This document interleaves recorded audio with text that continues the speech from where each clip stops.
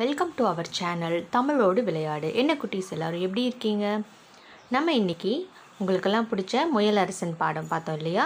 அந்த பாடத்தினுடைய பயிற்சி வினாக்கள் தான் பார்க்க போகிறோம். அதனால் இந்த வீடியோவை கொஞ்சம் கூட ஸ்கிப் பண்ணாமல் பாருங்கள். அப்போ தான் நிறைய மார்க்ஸ் வாங்க முடியும். வாங்க வீடியோக்கு போகலாம்.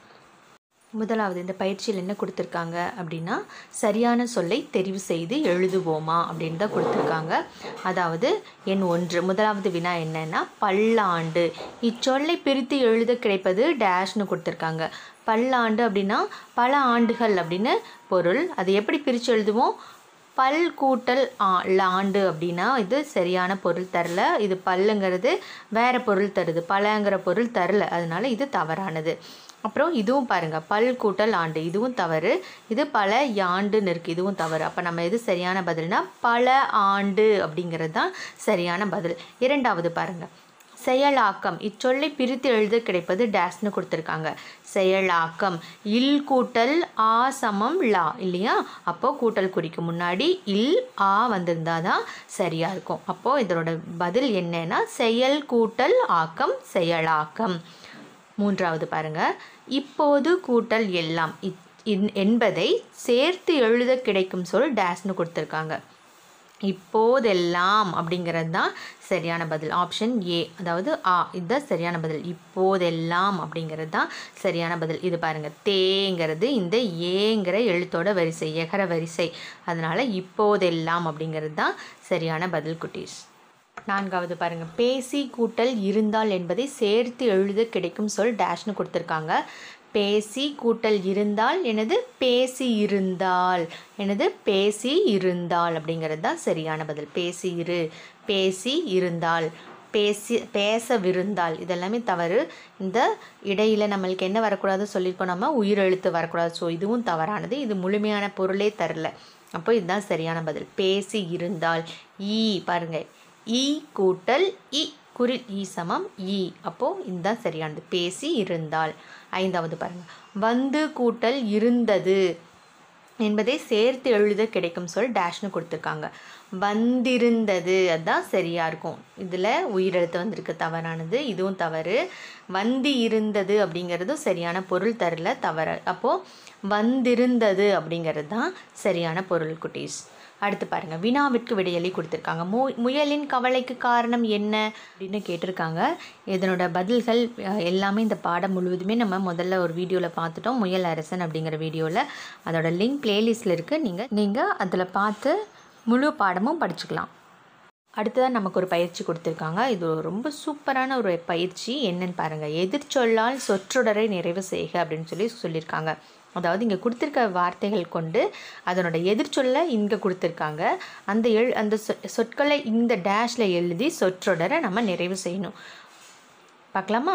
ஃபர்ஸ்ட் ஒன் பாருங்கள், பருவமழை பெய்ததால் மக்கள் மகிழ்ச்சி அடைவர். பெய்யாவிட்டால் மகிழ்ச்சியோட ஆப்போசிட் என்னது? சொல் என்னது? கவலை. மகிழ்ச்சி, கவலை. அடுத்து இரண்டாவது பாருங்கள், எப்பொழுதும் உண்மை பேச வேண்டும், டேஸ் பேசுவதை தவிர்க்க வேண்டும். அப்போது உண்மையோட ஆப்போசிட் என்ன? எதிர்ச்சொல் என்னது? பொய். நமக்கு தெரியும் இல்லையா? அப்போது இங்கே பொய்ங்கிறத எடுத்து இந்த டேஷில் எழுதணும். நான் ஏன் இங்கே எழுதலை அப்படின்னா, நீங்கள் வீடியோவை பாஸ் பண்ணிவிட்டோ இல்லை வால்யூம் மியூட் பண்ணிவிட்டு நீங்களே சொல்லி பார்க்க உங்களுக்கு யூஸ்ஃபுல்லாக இருக்கும். அதனால தான் நான் இங்கே எழுதலை.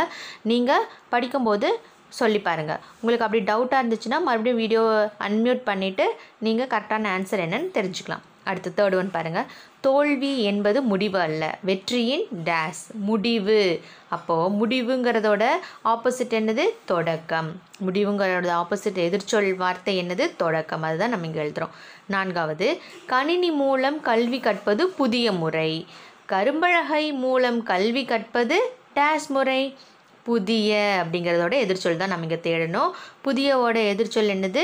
பழைய. அப்போது இங்கே என்ன வரணும்? பழைய அப்படிங்கிறது தான் நம்ம இங்கே எழுதணும். கரும்பலகை மூலம் கல்வி கற்றது பழைய முறை. ஐந்தாவது பாருங்கள், பிறருக்கு கொடுத்து உதவுவது உயர்ந்த குணம்.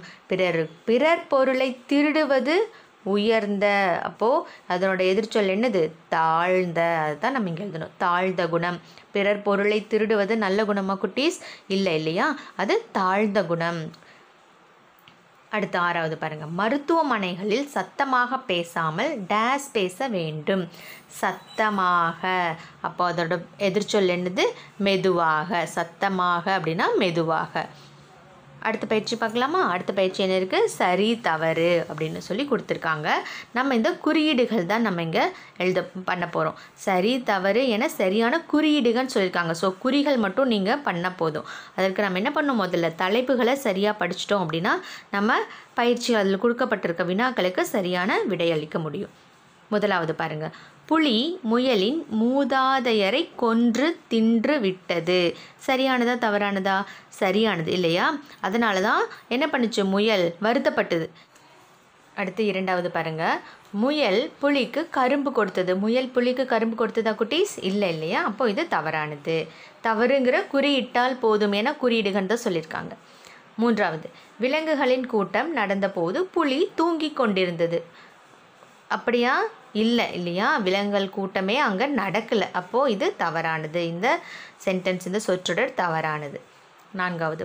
முயல் புலியிடம் காட்டில் உள்ள விலங்குகள் எல்லாம் தன்னை கண்டு அஞ்சுவதாக கூறியது. அப்போ இது சரியானது. தன்னை கண்டு எல்லாரும் பயப்படுறாங்க அப்படின்னு சொல்லி தான் புலியை நம்ப வச்சது முயல். அப்போ இந்த வாக்கியம் சரியானது. முயல் புலியை காட்டிலிருந்து ஆட்சி செய்ய வேண்டும் என கூறியது. முயல் புலியை காட்டிலிருந்து ஆட்சி செய்ய வேண்டும் என்று கூறியது. அப்படியா சொல்லிச்சு? இல்லை இல்லையா? அப்போ இந்த வாக்கியம் தவறானது. முயல் புலியை என்ன பண்ணுச்சு? நீ காட்டில் விட்டு போயிரு, நான் உன்னை மன்னிச்சிடுறேன் அப்படின்னு சொல்லி நிபந்தனை தான் கொடுத்தது. அப்போ இதை ஆட்சி செய்ய சொல்லலை. அதுதான் அப்போ இது தவறானது. பாருங்க குட்டீஸ், இப்போ அடுத்த பயிற்சி பார்க்கலாமா? என்ன கொடுத்துருக்காங்க பாருங்கள். சக்கரம் காட்டும் ஈரெழுத்து சொற்கள். ஈரெழுத்துனா 2 எழுத்து அப்படின்னு மீனிங் கண்ணா. ஈரெழுத்து சொற்கள் என்ன என்பதை கீழ்காணும் குறிப்புகளை கொண்டு கண்டுபிடிக்க அப்படின்னு சொல்லியிருக்காங்க. அதாவது இதில் 2 எழுத்து சொற்களை இங்கே இருக்கிற சென்டென்ஸுக்கு தகுந்த மாதிரி நம்ம என்ன பண்ணணும்? மேட்ச் பண்ணணும். உலகம் என்பதன் வேறு சொல் என்னது? உலகம் என்பதன் வேறு சொல் பார்.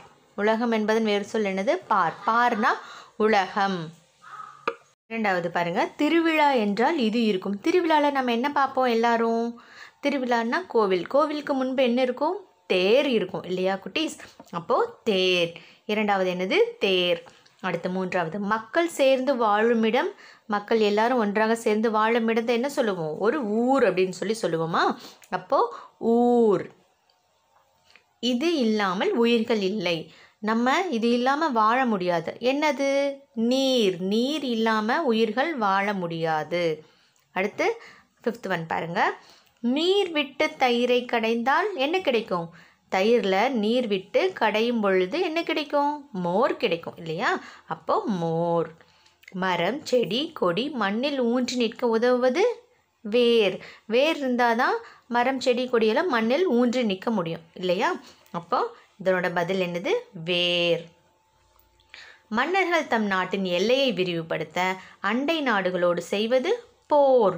விரிவுபடுத்த அண்டை நாடுகள்னால் பக்கத்து நாடுகளோட சேர்ந்து என்ன செய்வாங்க? போர் புரிவாங்க. போர் புரிஞ்சு எதுக்காக அப்படின்னா அந்த பக்கத்து நாட்டையும் தன்னோட நாடாக தன் வசப்படுத்திக்கிறதுக்காக போர் புரிவாங்க. அப்போது மன்னர்கள் தம் நாட்டின் எல்லையை விரிவுபடுத்த அண்டை நாடுகளோடு செய்வது என்னது? போர். போர்னா என்னது? சண்டையிடுதல். 8வது. பூ தொடுக்க உதவுவது நார். பூ எதில் கட்டுவாங்க? நாரில். பூ தொடுக்க உதவுவது நார். இந்த பயிற்சி பாருங்கள் குட்டீஸ். அழகாக உங்களுக்கு ட்ரெயின்லாம் போட்டு கொடுத்துருக்காங்க. அதாவது தொடர் வண்டி புகை வண்டி அப்படின்னு சொல்லுவோம் தமிழில். இப்போது இங்கே என்ன கொடுத்துருக்காங்க? கீழே பாவரிசை எழுத்துக்கள் எல்லாம் கொடுத்துருக்காங்க. அதை நம்ம என்ன பண்ணணும்? அகர வரிசைப்படி எழுதணும். அதாவது அகர வரிசைன்னா தெரியும் உங்களுக்கு இல்லையா? பப்பா பிப்பி புப்பு பெப்பே பை பொப்போ பௌ. இந்த மாதிரி அந்த அகர வரிசைப்படி நம்ம இங்கே எழுதணும்.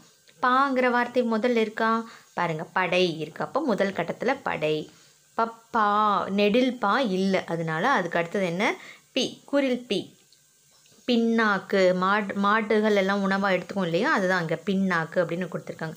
பிப்பி அப்படின்னா பீர்க்கு. பு புத்தகம். பூ பூமி.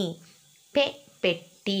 பே நெடில் பேவோட சொற்கள் இங்கே கொடுக்கல, அதனால் அடுத்த எழுத்தான பைக்கு போயிடும். பைந்தமிழ். பொ குரில் பொத்தான். போ நெடில் போர்வை. பௌ பௌத்தம். பௌத்தம்ங்கிறது ஒரு மதம். பாருங்கள் குட்டீஸ், எவ்வளோ ஈஸியாக இந்த பயிற்சி செஞ்சிட்டோம் இல்லையா? இப்போ அடுத்த பயிற்சிக்கு போகலாம். என்ன பயிற்சி அப்படின்னா மொழியோடு விளையாடு. காலி இடங்களை கூடையில் உள்ள சொற்களை கொண்டு நிரப்புக. இங்கெல்லாம் காலி இடமாக இருக்குது. இதை நம்ம என்ன பண்ணோம்? கூடையில் இருக்கின்ற இந்த சொற்களை கொண்டு நம்ம நிரப்பணும். சரியா குட்டீஸ்? செஞ்சிடலாமா? இது பாருங்கள். பல்லினை மெல்லத்தொடு. என்ன லகரம் இது? வகர லகரம் அல்லது மேல்நோக்கு லகரம். இப்போது பல்லின் அடிப்பகுதியை மெல்ல தொடும்போது, நம்மளோட நுனி நாக்கு மெல்ல தொடும் பொழுது பிறக்கின்ற ஒளி இந்த லகரம் இல்லையா? அப்போது அதனுடைய இந்த லகரத்தினுடைய சொற்கள் எல்லாம் எடுத்து நம்ம இங்கே எழுதுவோம். என்னென்ன சொற்கள் பார்க்கலாமா?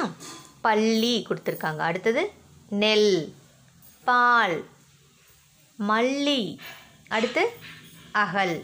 இதெல்லாம் நம்ம இங்கே எழுதிக்குவோம்.